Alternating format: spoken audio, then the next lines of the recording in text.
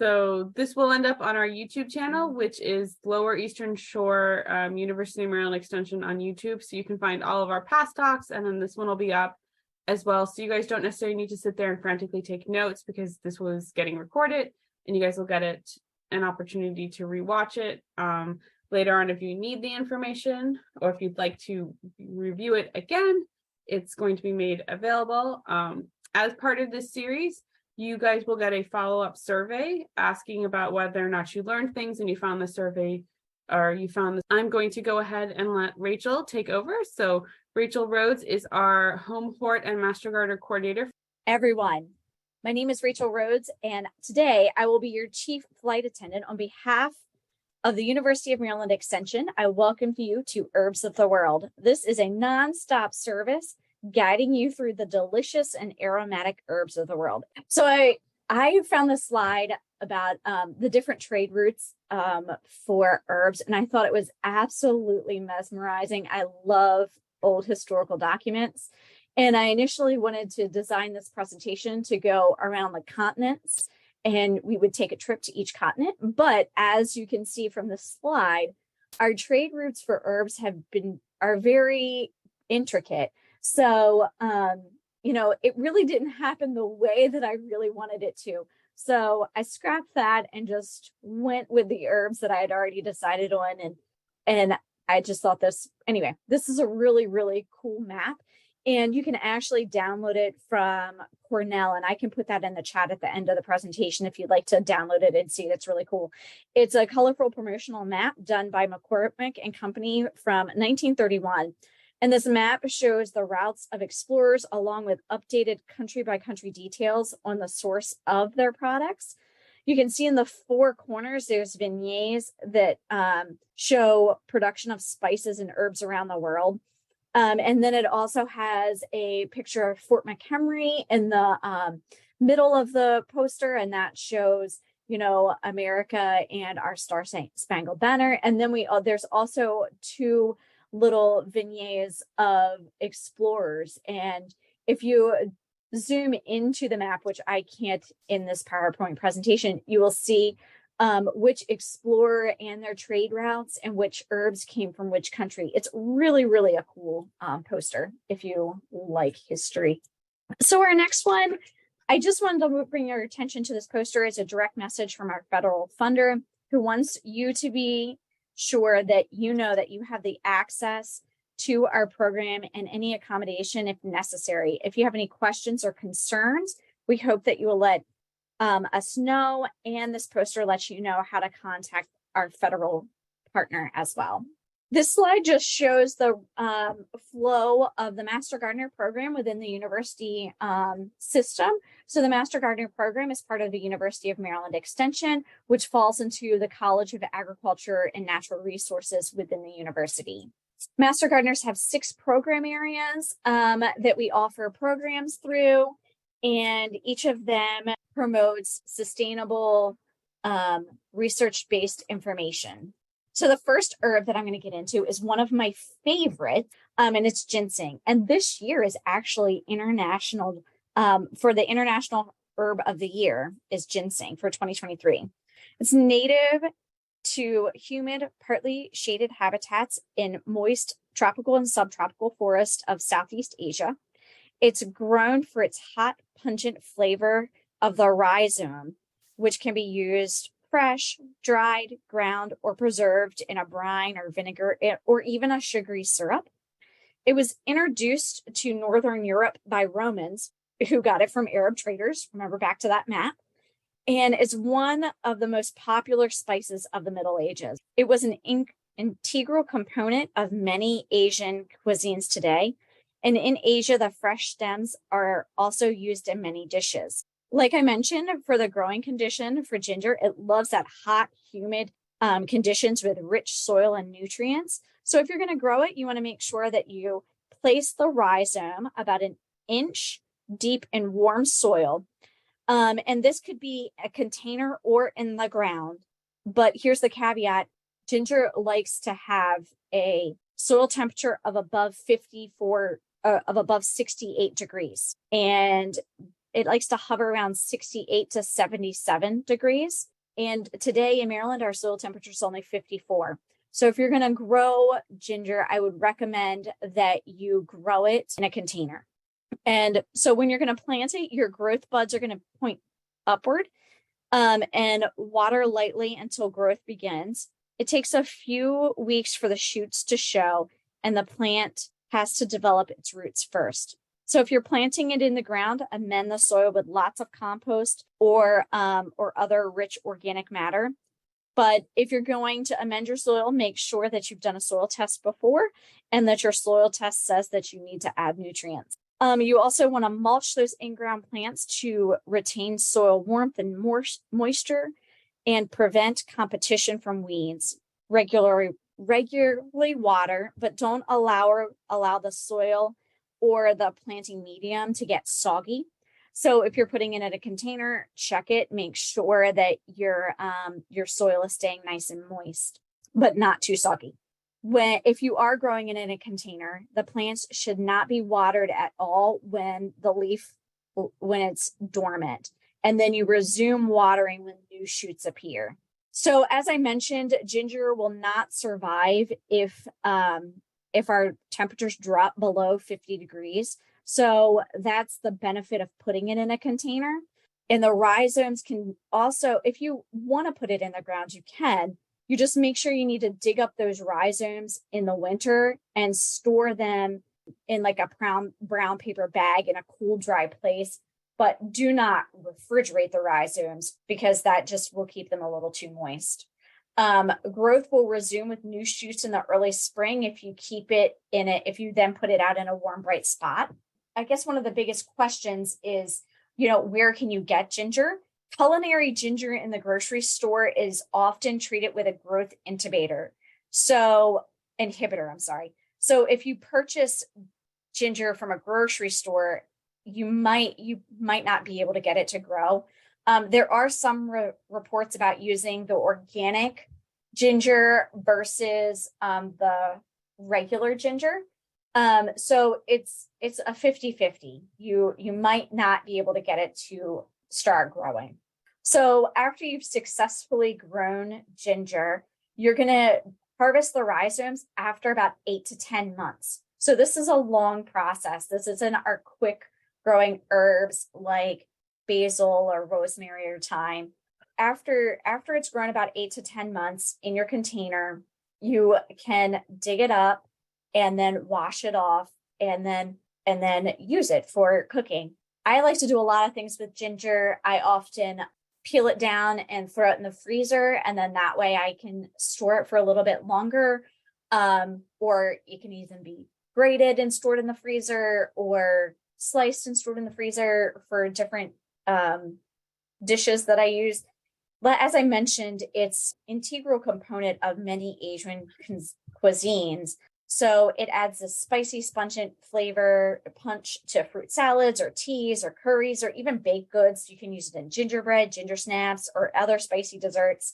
And it is used for different medicinal ailments. So please take note that I'm not a doctor. If it's used medicinally, that is on your own use. So my next one, coriander or cilantro. This is a member of the carrot family or parsley. It's native to Southern Europe and Asia, but has spread throughout many parts of the world. One of the oldest known herbs, it was grown in ancient Egyptian gardens, and its seeds have been found in Egyptian tombs. It's a fast-growing annual with two common names. The leaves are the herb cilantro or Chinese parsley, and the seeds are the spice coriander. It has been cultivated for thousands of years in India and China, and it was introduced into Mexico and Peru by Spanish conquistadors. Nearly 20% of the population thinks that cilantro tastes like soap. I love it, but I know there are some people who just can't hack it. Cilantro is a cool season crop that tends to bolt or go to seed in hot weather, but it will survive a hard freeze. It has a growing season of about 100 days, and that's necessary for the seed crop. The foliage will be ready in about 45 to 80 days, depending on your weather or your environment. It grows really well in well-drained soil in full sun, but it will tolerate light shade. It can be grown very successfully in containers or in the ground. You want to plant the seeds in early spring, about the time you would plant lettuce in Maryland. And you place the seeds about 1/4 of an inch to 1/2 inch deep in rows that are about 1 foot apart. It does not have any serious pest problems. It's a great little annual.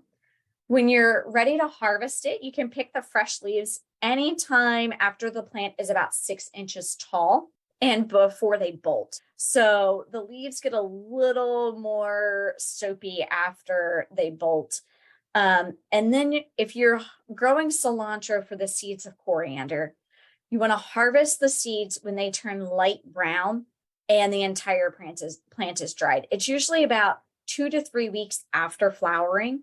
You want to cut the stems before too much of the seed head is shattered. And I like to put a brown paper bag over it and tie it before I cut it so that the seed head doesn't shatter very, very much. And then you also want to make sure that it's thoroughly dried, because if it's not dried, then you're going to get a little bit of a moldy crop. If you're using this for culinary purposes for the seed head, you can use it as different things, like cilantro for the leaf is great for salsas and meat dishes, or even some soups.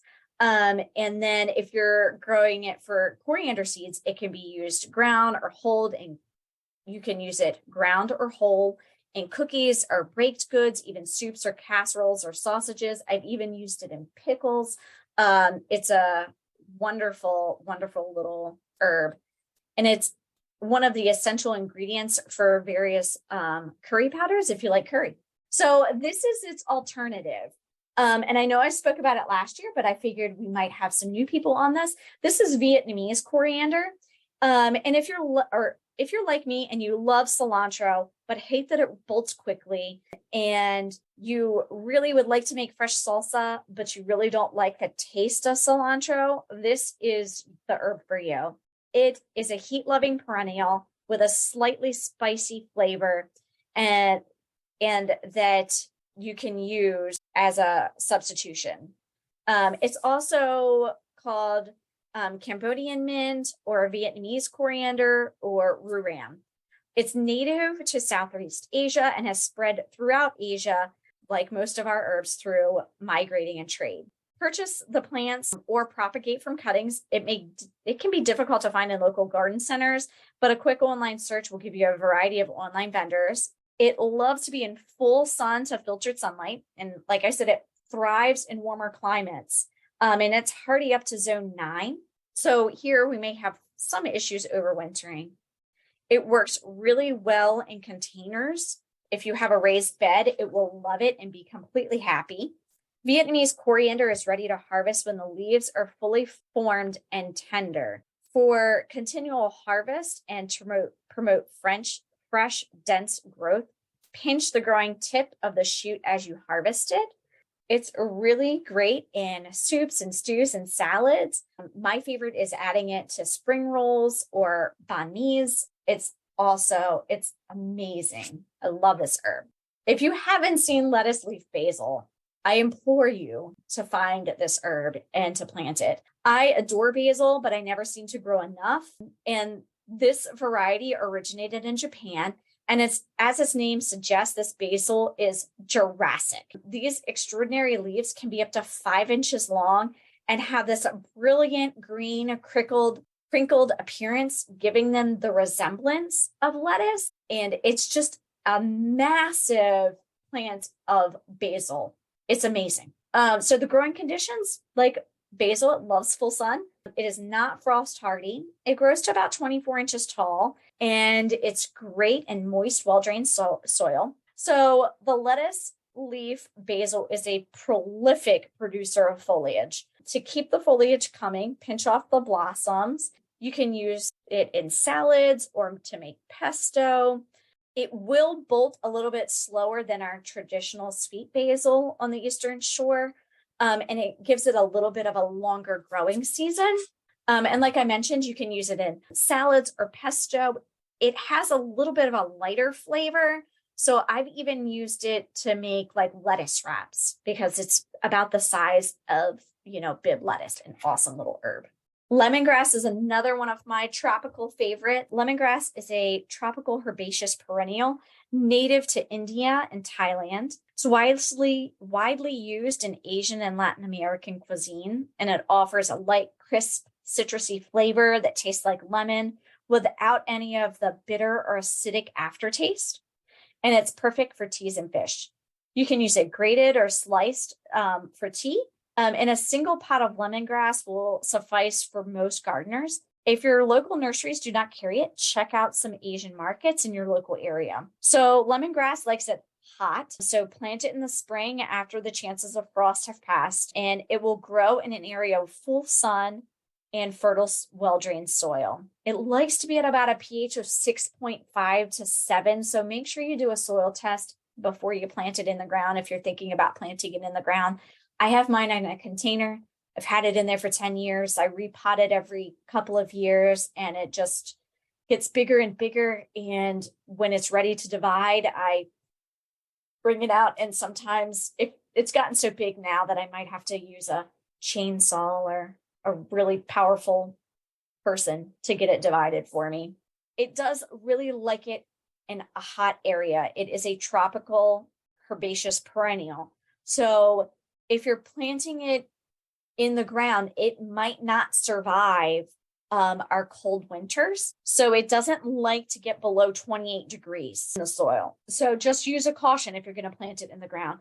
If you don't want it to spread, but you kind of want it in the ground, you can always place it in a 5-gallon bucket with a hole drilled at the bottom, and then just like kind of set that in the ground, and it will get a little spready. I wouldn't say it's aggressive by any means, but it is a bunch grass. So when you're harvesting lemongrass, it's harvested for the stalk and the foliage. You can begin harvesting as soon as the plant is about 12 inches tall. So, and about a ½ inch wide at the base. I usually give it a season before I start harvesting after I divide it and share it with people, but it's a great herb to use for soups or teas or any fish dishes. We didn't talk about this one last year, but it is another one of my all-time favorite herbs. And I know many people grow dill, but I can't talk enough about this plant.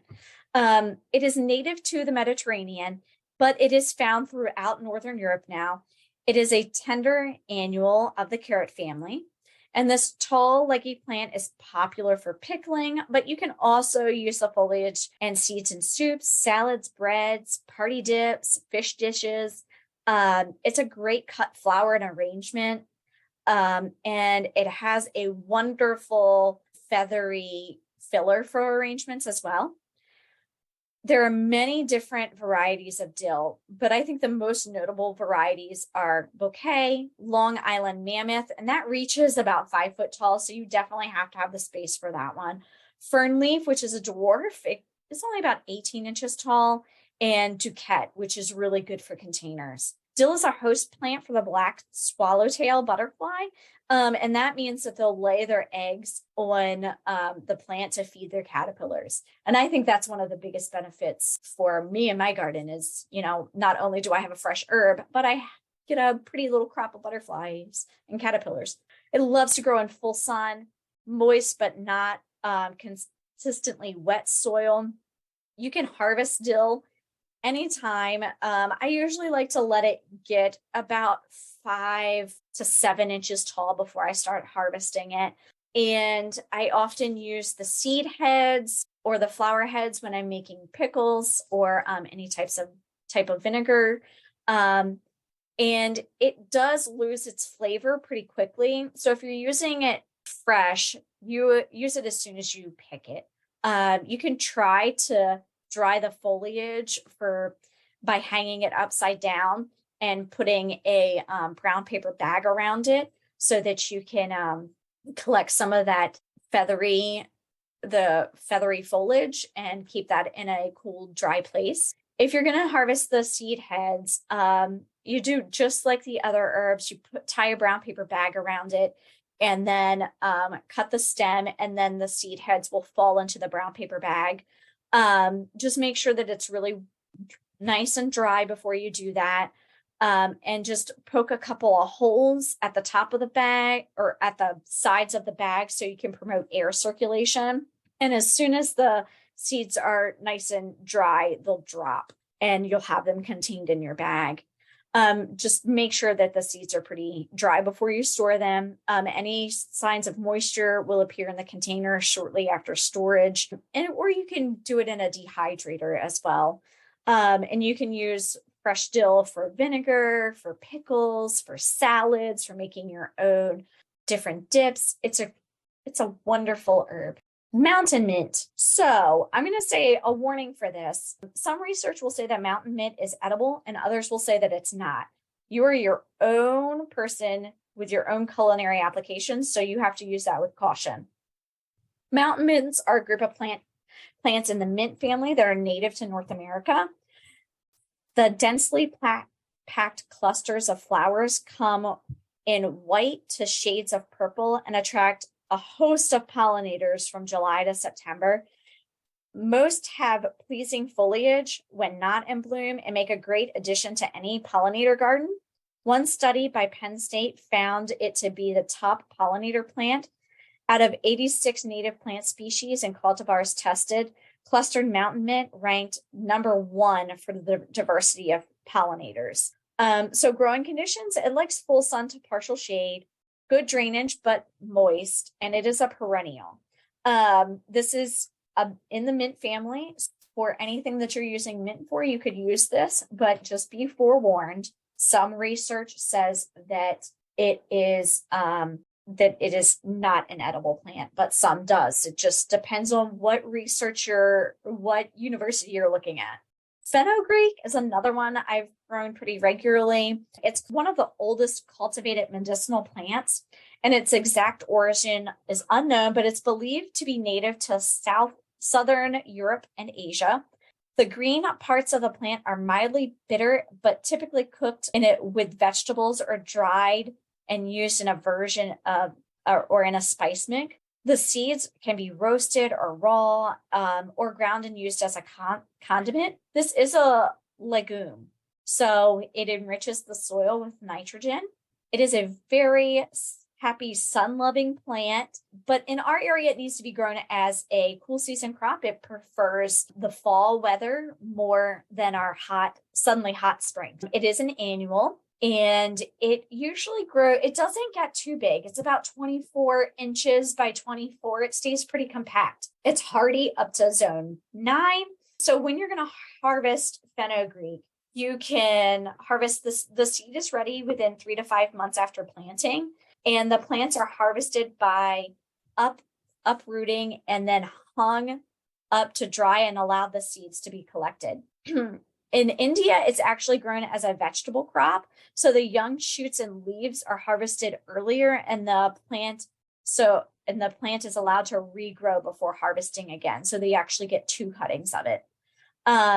It can be used fresh or dried as a culinary herb, and the seeds are used as a spice or flavoring.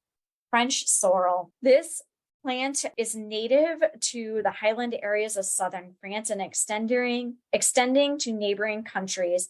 French sorrel became popular in England toward the end of the 16th century and soon became more popular over other sorrel varieties. This is a perennial herb / vegetable. The growing conditions, you want to start sorrel about 3 to 5 weeks before our last frost. If you're on the eastern shore of Maryland, I would say go ahead and start your French sorrel seeds now because we're getting really close to our last frost date. You can direct seed it in early spring. So you could even direct seed it right now. You want to sow the seeds 1 inch deep and choose a spot that's in full sun with good drainage. Space mature plants at least a foot apart because they will bunch. If the plant thrives and spreads, and if it's a happy plant, it will spread and thrive in its outside space. And as it grows, it will develop little seed stalks. Keep these removed from the plant when they appear, because the seed stalk will reduce the quantities of usable quality leaves. The plant should be divided every 3 to 4 years to maintain its vigor. So remember when planting this that it is a perennial. You can harvest the leaves throughout the season as needed. You can leaves harvested in the early season tend to be without much flavor, but they gradually gain their characteristic acidic flavor as the season progresses. As I mentioned with mountain mint, there are some health complications that can be noted with sorrel. So if you have any health conditions, you want to check those before you grow or eat sorrel. It can be used in mixed salads or sauces or soup, even cheese dishes, porks and fish as well. And because it has a highly acidic level, make sure that you don't use metallic pots because it can discolor things. Winter savory is another favorite perennial herb of mine. It's a semi-evergreen herb, and it's in the Laminaceae family. It's native to the warm temperate regions of Southern Europe and the Mediterranean into Africa. It has dark green leaves and the summer flowers ranging from pale lavender to pink and white.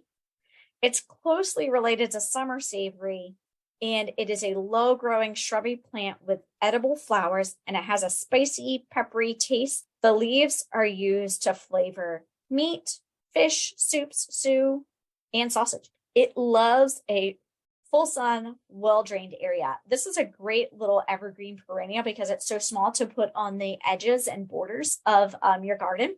You can harvest the young shoots and leaves throughout the growing season and dry and store them in closed containers. I love to grow this plant. It grows really near my thyme, and they're very, very happy together. So bay laurel is another great herb that we can grow in our area. It's probably one of the most widespread aromatic herbs and is a member of the Lauriaceae family. It is an evergreen native tree to the Mediterranean region, and the leaves are often used in Mediterranean recipes. Bay laurel was considered a sacred plant to the Greeks and Romans, and the trees were often planted near temples, and the foliage was burned during various rites and rituals. This herb adds a robust flavor to soups and stews and has long been used as a season in cooking. The bay laurel tree grows best in USDA hardiness zones from 8 to 10. If you're growing it outside, it's best to put it in full sun to partial shade, and they can survive temperatures below 20 degrees if you live in a cold climate. But consider planting it as a container so you can bring it inside if our temperatures are going to get any lower than that.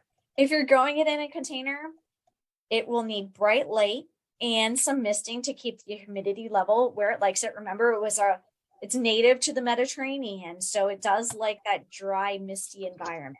Oopsie, went too fast. Sorry about that.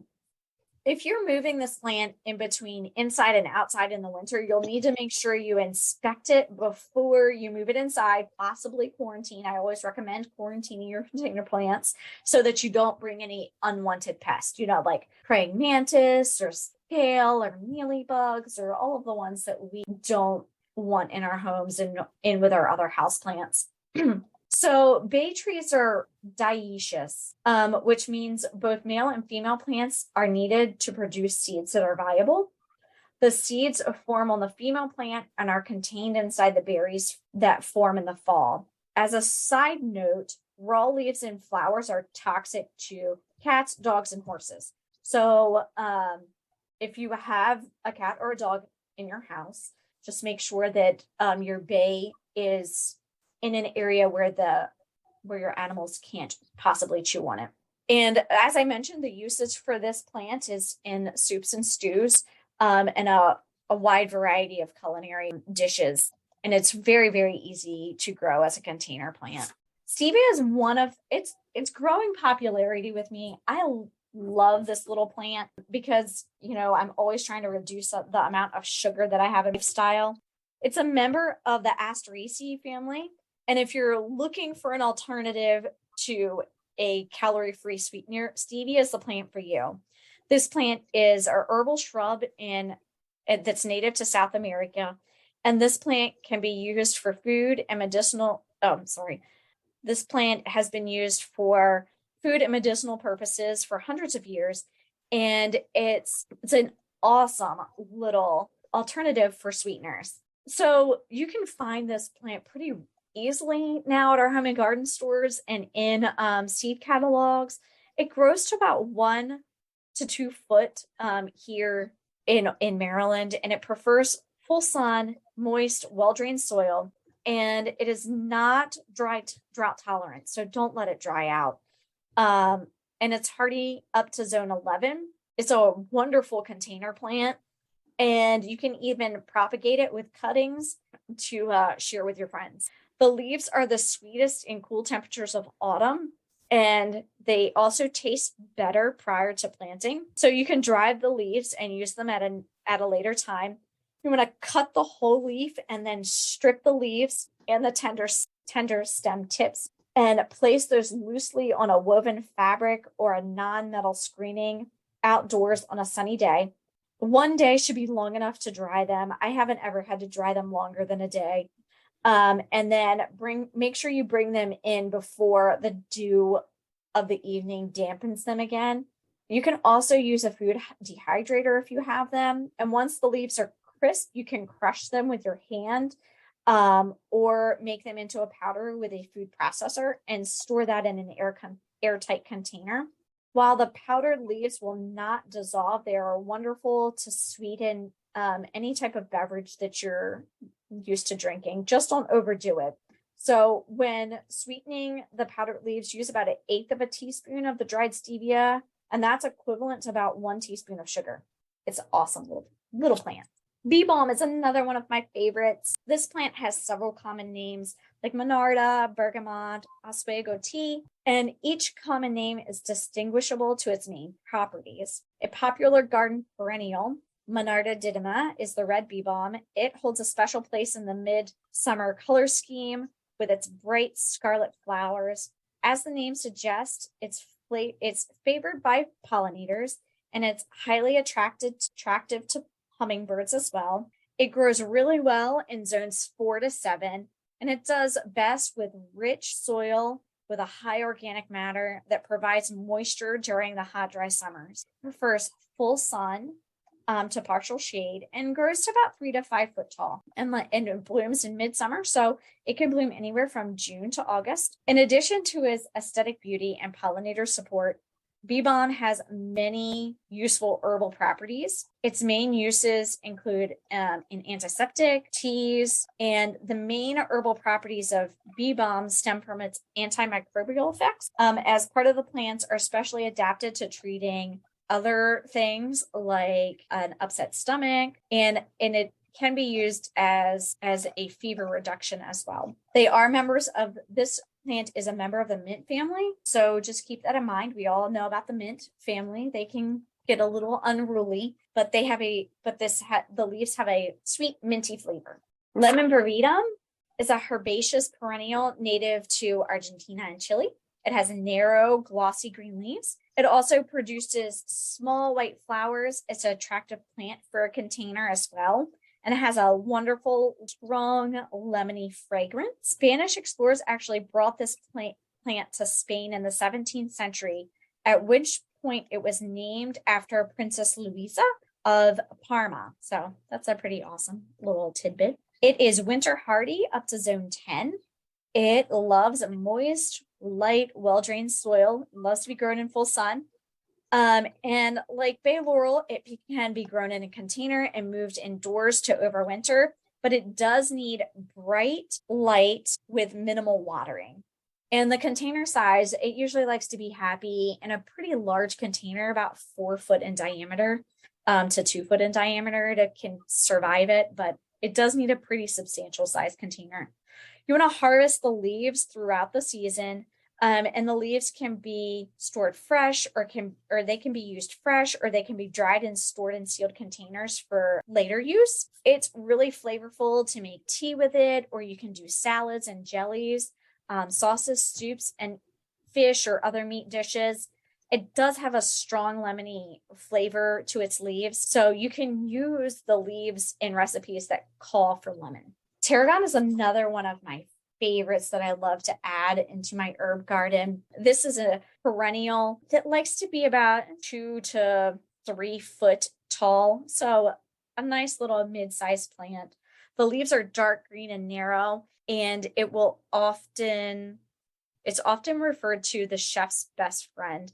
And it's an essential aromatic herb. Other common names are dragon sagwort or German tarragon, but it should not be confused with a closely related Russian tarragon. French tarragon may be grown as an annual or as a perennial, depending on where you are in the environment and if it can handle our freezing temperatures. If you're going to put it outside, you may need to throw a small floating row cover over it if our temperatures are going to get too low in the winter. It loves full sun, well-drained soil, and like I said, it can grow to about 2 foot to 3 foot tall, and it can be crop propagated really easily with stem cuttings, or you can even try root division, but the roots are really brittle, so you want to make sure that if you're going to do it that way, you actually divide it with a knife versus a shovel down the middle. So make sure that you can use your hori knife. It's a great addition. So when you're harvesting it, use the young stem tips and the leaves throughout the season. Because of the flavor, tarragon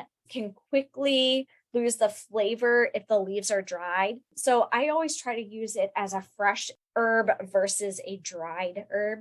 But that's just me. It can be used in vinegars, oils, marinades, even in salads. Borage is another fun little one to grow. This one's native to the Mediterranean region and Europe. Historically, people used borage to treat melancholy or a case of the blahs.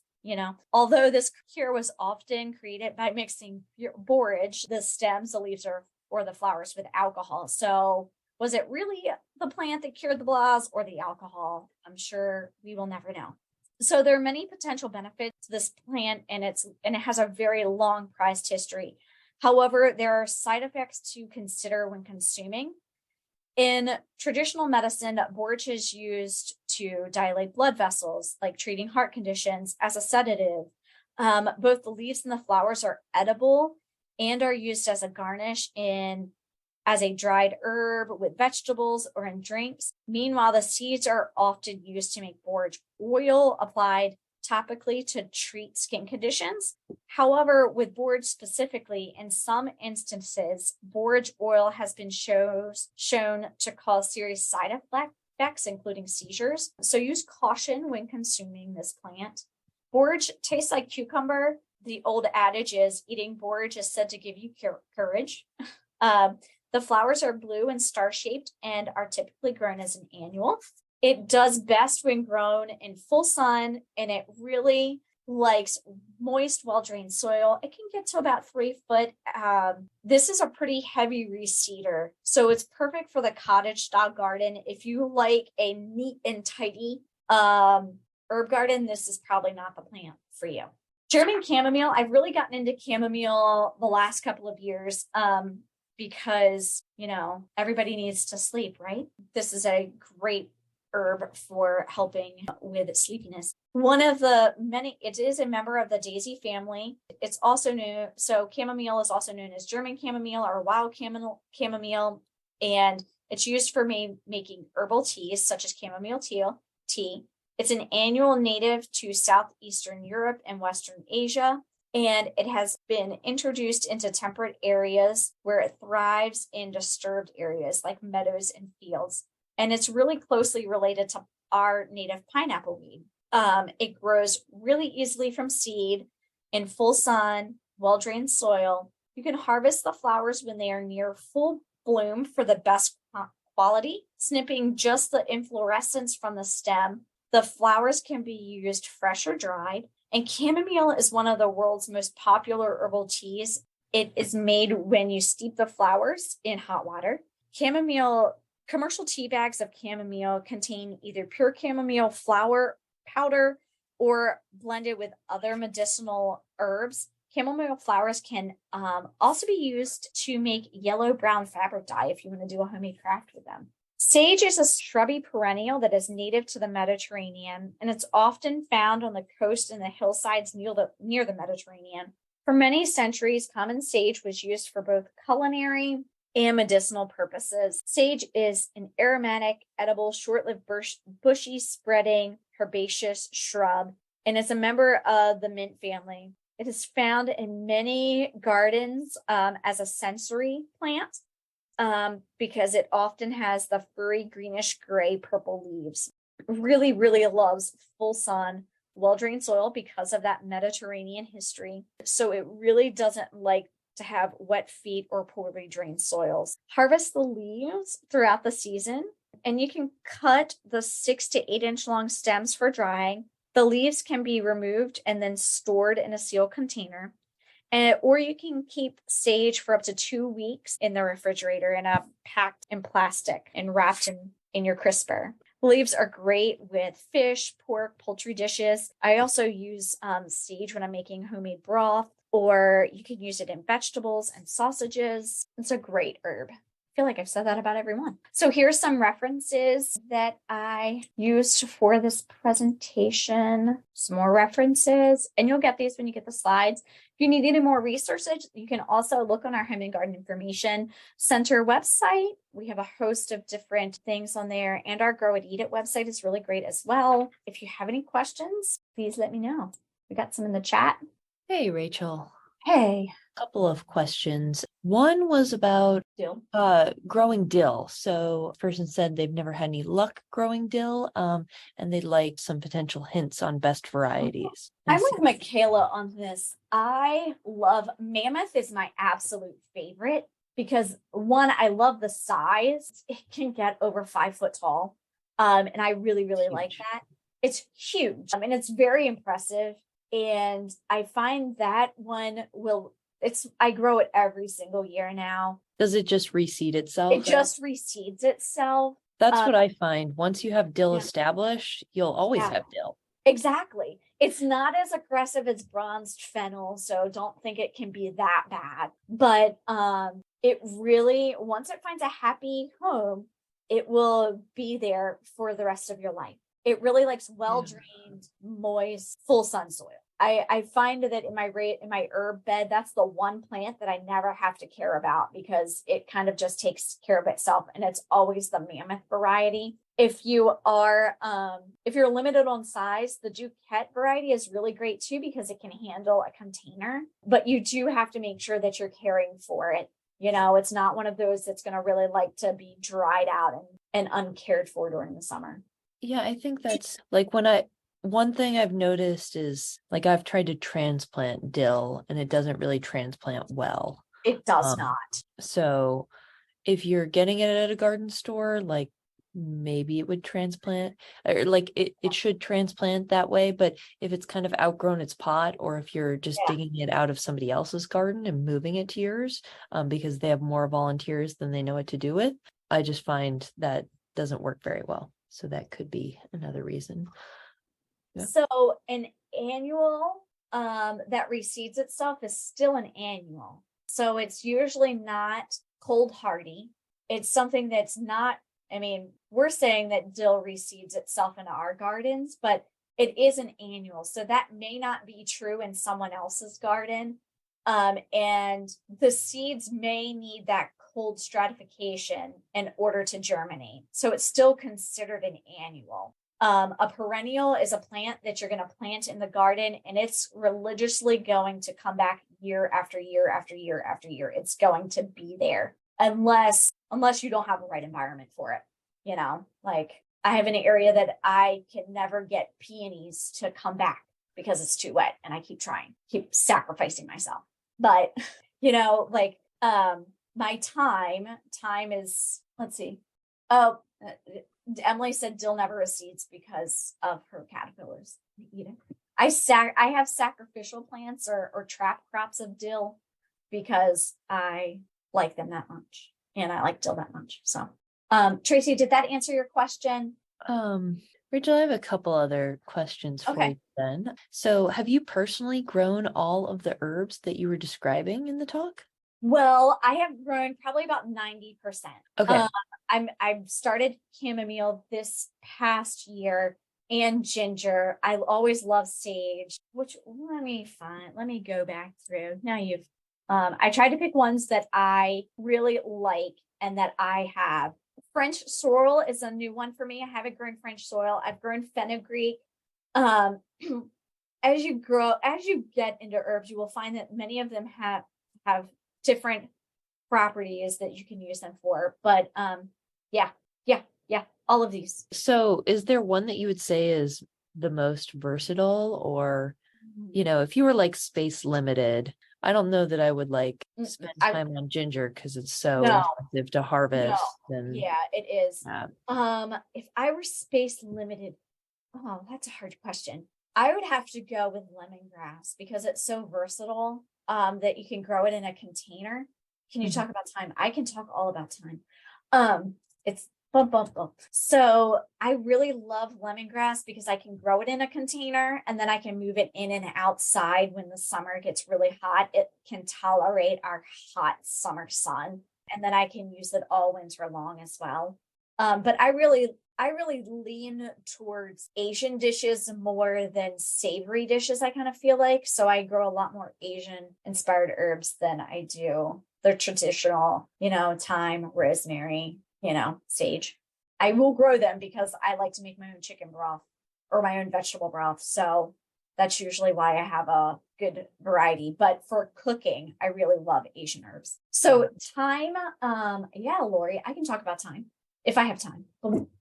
So thyme is a really great, there are a bunch of different varieties of thyme. It is great when grown in a container. I love creeping thyme. The variety that I have doesn't get over probably 6 inches and it likes to creep.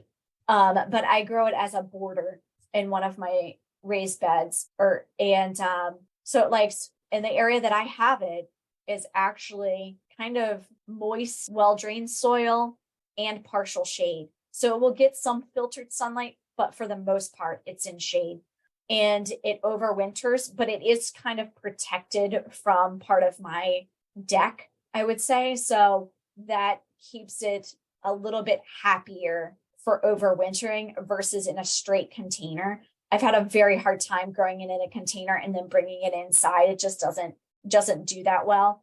For the most part in Maryland, thyme is not going to be considered a perennial. It's going to be considered an annual because of our freezing temperatures and our northeastern winds that we can get on the eastern shore of Maryland.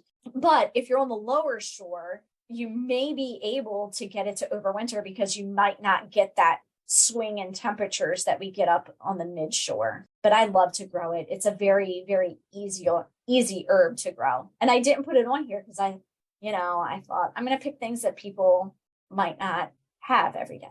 I will say that my time did not come back this year. It didn't. No, I feel and like that's odd because we didn't have a cold winter. But we had that really cold snap around That's true, Christmas we that did. I don't know, or I never have good luck with thyme. I can get it to grow all season long, but it never comes back for me. And I have it in a raised bed, so I don't know. Maybe it doesn't. Maybe it just needs a floating row cover in the winter. Yeah, I haven't done that. Any tips for tarragon? My tarragon is kind of in the corner of my house, so it's a little bit protected.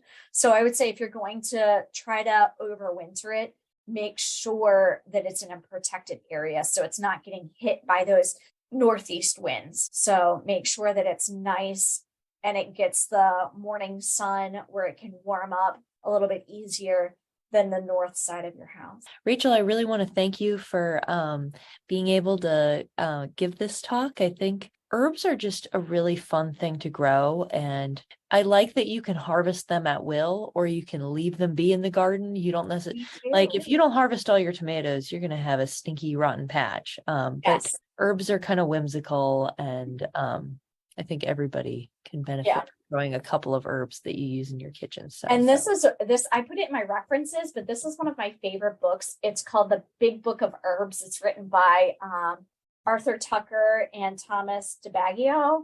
It's an old book, but I use it whenever I want to find out some interesting facts about herbs. You can find it online. It's 23 years old, but I still use it. And it's a great book. You can find it online. It's not in print anymore. So you can find it on like eBay or even Amazon. I think I found it last time at Cornell. So if you see this in a used bookstore, pick it up. It's a great one. You'll love it. All right. Thank you everybody for joining us. Okay, we will see you all hopefully See you, in everyone. another week. Thank you for coming. Bye.